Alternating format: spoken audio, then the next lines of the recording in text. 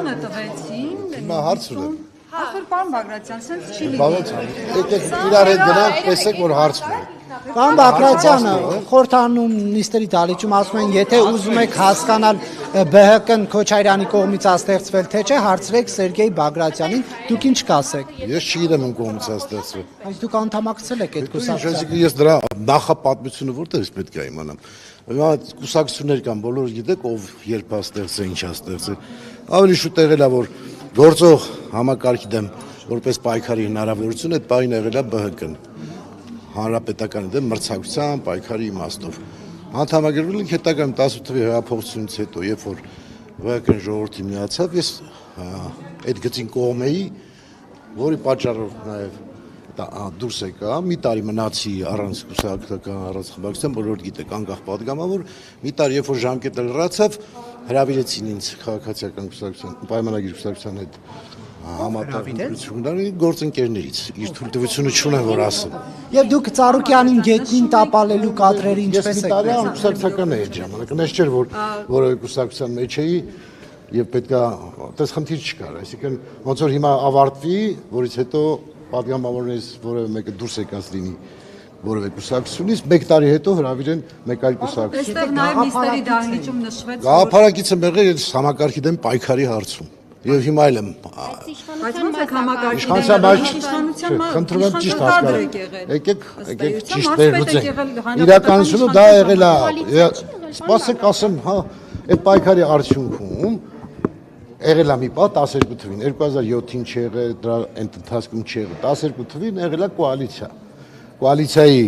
քվոտայով ես նշանակվում եմ մարզպետ։ Ես իմ մարզպետ եղած ժամանակ եւ 17 թվականի պատգամավոր եղած ժամանակ իմ բոլոր ելույթները կարող եք նայել, որ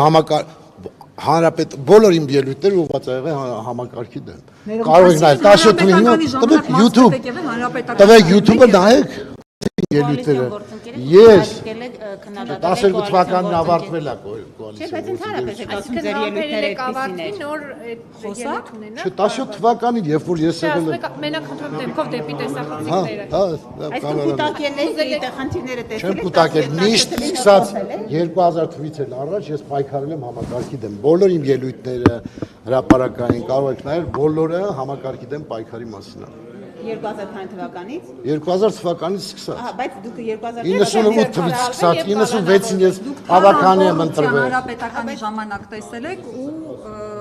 շարունակել եք աշխատել։ Նույն ժամանակ, երբ որ այդ կոռուպցիոն համակարգերը, սխեմաները եղել են,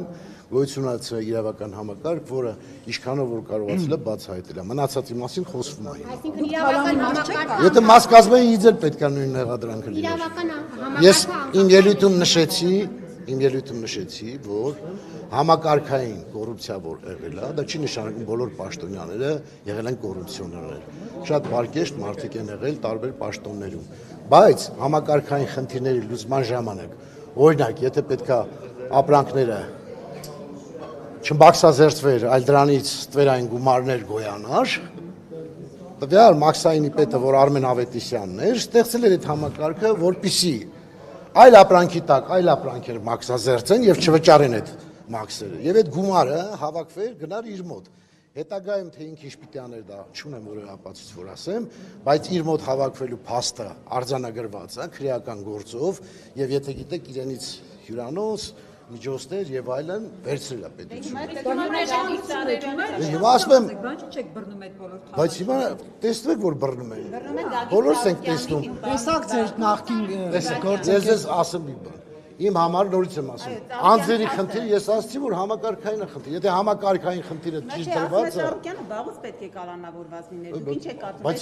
հիմա ձեր բոլոր ասածները ես պիտի մեկնաբանեմ։ Ես ասում եմ որ ես ձեզ ուրիշ բան եմ ասում։ Ես ասում եմ որ ով է օրենքի հետ խնդիր ունենա, այդ թվում ես պետք է պատասխանատվություն։ Դուք ինչպես եք մեկնաբանում Ծառուկյանին։ Իմ հարցը մոտեց։ Ծառուկյանին Հայ իմ հարցը ինչ կաշխատի։